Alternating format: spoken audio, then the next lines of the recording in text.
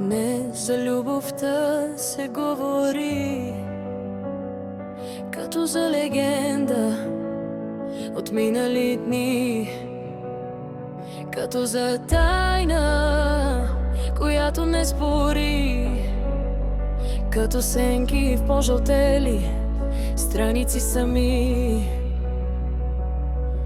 Кой пише тези редове? Кой ги чете? Кой ги забравя? Любовта е урок, не е победа. Тънка нишка между нас не е награда. Днес за нея пеем, утре мълчим. Като прах в историята се размиваме.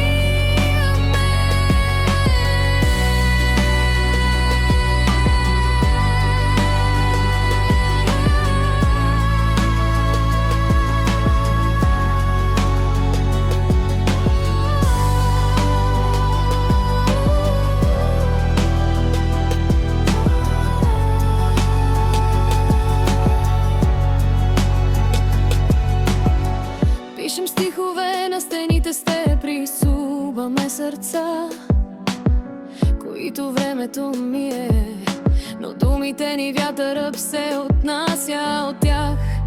Остава само ехо в мрака.